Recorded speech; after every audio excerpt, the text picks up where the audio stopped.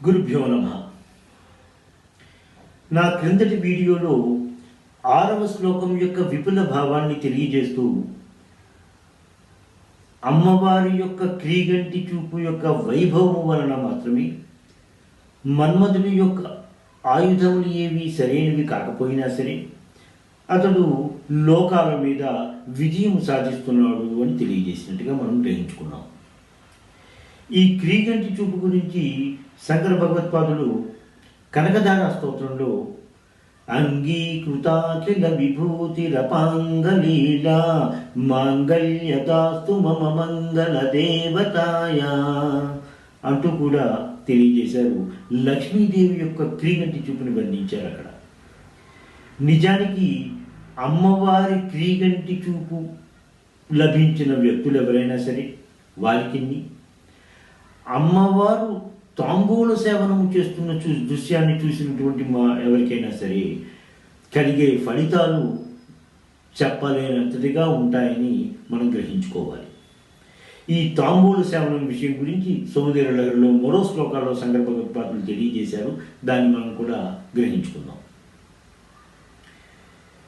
ఈ శ్లోకము కొంచెం విచిత్రంగా ఉన్నది. ఏంటంటే మన్మధుడి యొక్క పరికరములు ఏవి కూడా, ఆయుధాలు ఏవి కూడా యుద్ధానికి పని చెయ్యవు అనేటువంటివి కనిపించే విధంగా తెలియజేశారు. నిజానికి మనం అనుకునే విధంగా మన్మధుడు యుద్ధం చేయడు. అతన్ని చేయవలసిన పనంతా కూడా మనస్సులను మదనము చేయడము. అతని యుద్ధము మనస్సులపై. ఆ యుద్ధానికి ఆ ఆయుధాలు ఏ విధంగా పనిచేస్తున్నాయో ఒకసారి మనం పరిశీలిద్దాం. అదే అంతర్లీనంగా శంకర భగవత్పాదులు తెలియజేయడానికి ప్రయత్నం చేశారు.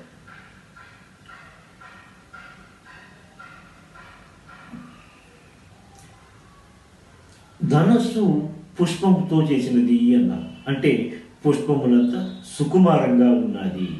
ఆ ధనస్సే అతి సుకుమారముగా ఉండేటువంటి మన మనస్సు.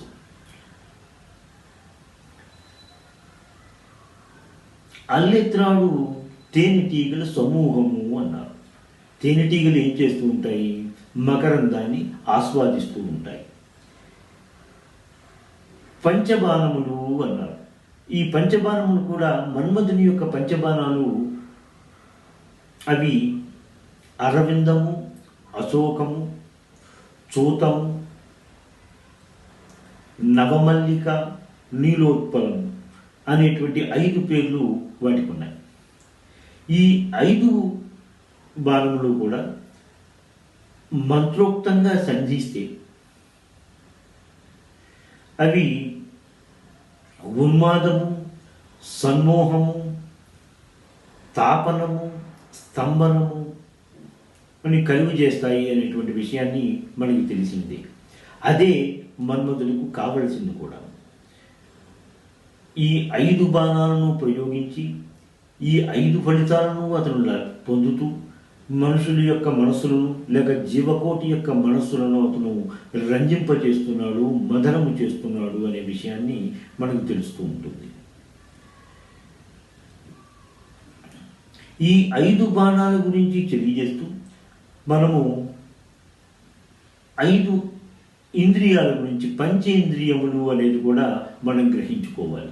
అంతర్లీనంగా శంకర భగవత్పాదులు పంచేంద్రియముల గురించి తెలియజేస్తున్నారు అన్నారు. ఈ పంచేంద్రియములు గ్రహించిన విషయాలని అల్లెత్రాడు అనేటువంటి నాడి లేక బంధము, సుగంధభరితముగా ఉండేటువంటిది, తీయగా ఉండేటువంటి విధంగా లౌల్యానికి లోనువై మనము మన మనస్సులను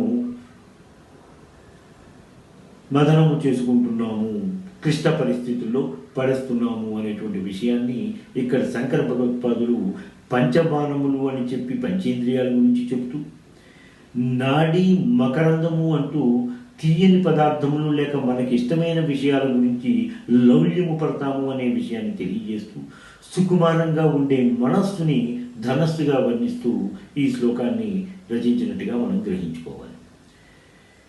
ఈ పంచేంద్రియములు ఉండేటువంటి జంతువులలో ఒక్కొక్క జంతువుకి ఒక్కొక్క విధమైనటువంటి ఇంద్రియం పైన లౌల్యం ఉంటుంది.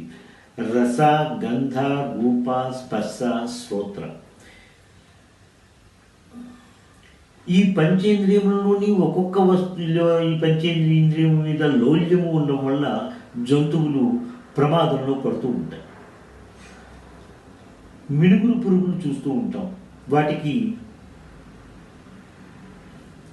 చూడడము, నేత్రము అనేటువంటిది ఆ ఇంద్రియం యొక్క లౌల్యము వలన అవి దీపపు దగ్గరికి వెళ్ళి అవి మరణిస్తూ ఉండడం సంభవిస్తూ ఉంటుంది. అలాగే మగ ఏనుగులకి ఆడ ఏనుగు యొక్క స్పర్శ కోసం అవి తప్పించిపోతూ అవి పరిగెడుతూ ఉంటే వాటిని పెద్ద గొయ్యలు తీసి అందులో పడే విధంగా చేసి బంధిస్తూ ఉంటారు. దానికి చావు ఆ విధంగా తెచ్చుకుంటూ ఉంటుంది.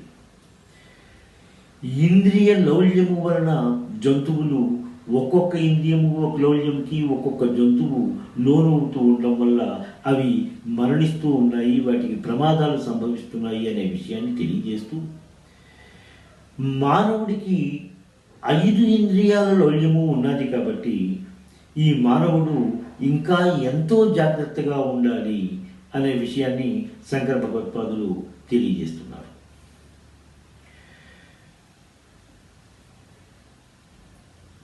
ఎటువంటి పరికరములు లేకున్నా, అంటే ఉపయోగపడని పరికరములన్నీ ఉన్నా సరే అతని దగ్గర మన్మధుడు అమ్మవారి కృప అనే వైభవము వలన అతడు లోకాలని విజయం చేస్తున్నాడు, లోకాలను జయించగలుగుతున్నాడు అనే విషయాన్ని శంకర భగవత్పాదులు తెలియజేస్తూ, మనము కూడా ఎటువంటి వైకల్యములు ఉన్నా సరే వాటిని అవరోధాలని మనం తప్పుకుని ముందుకు వెళ్ళాలి అంటే అమ్మవారిని శరణు కోరడమే ముఖ్యము అనే విషయాన్ని శంకర భగవత్పాదులు తెలియజేశారు ఇందులో. ఇంకా మనోరూపేక్షు కోదండ అనేటువంటి లలితా సహస్రనామాల నామము ఈ శ్లోక భావానికి దగ్గరగా ఉంటున్నట్టుగా మనం భావించుకోవాలి. గణపతి ముని తన ఉమా సహస్రంలో కూడా కీర్తివ్య రక్ష్య కుసుమాయుధస్య అంటూ తెలియజేసుకున్నారు. అంటే అమ్మవారి యొక్క చిరునవ్వే మన్మధుడి కీర్తికి ఎంతో ముఖ్యమైనది అని తెలియజేశారు. అంటే మన్మధుడి వలనే శివపార్వతుల కళ్యాణం జరిగింది కాబట్టి, పార్వతి ఎంతో ఆనందిస్తున్నది కాబట్టి ఆవిడ యొక్క దరహాసము అనేటువంటి కీర్తి మన్మధుడికి కలుగుతున్నది అనే విషయాన్ని ఉమాశాస్త్రంలో గణపతి ముని తెలియజేసిన విషయం ఈ శ్లోక భావానికి దగ్గరగా ఉన్నట్టుగా మనకు కనిపిస్తూ ఉంటుంది. ఈ శ్లోకానికి యంత్రముగా అష్ట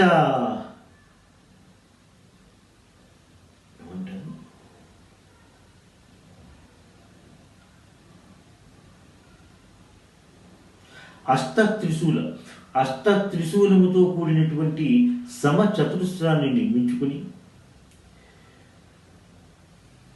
అందులోని పటంలో చూపిన విధంగా లిఖించుకుని బీజాక్షరములు రాసుకుని రాగి రేకు పైన కానీ బంగారపు రేపు కానీ యంత్రాన్ని తయారు చేసుకుని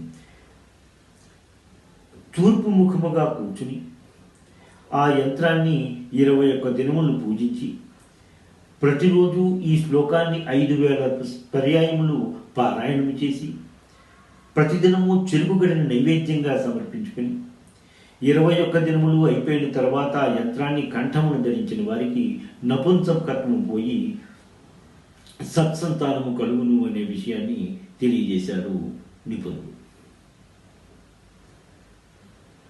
ఇంకా నేను మరో శ్లోకంతో మరో వీడియోతో మీ ముందుకు వస్తాను. స్వస్తి. ఎంతో అధ్యయనం చేసి ఈ సౌందర్యలహరి వీడియోలను మీకు అందిస్తున్న మమ్మల్ని మీరు అందరూ ఆదరిస్తారని మేము ఆశిస్తున్నాము. దయచేసి మా ఈ వీడియోలను లైక్ చేసి సబ్స్క్రైబ్ చేయండి.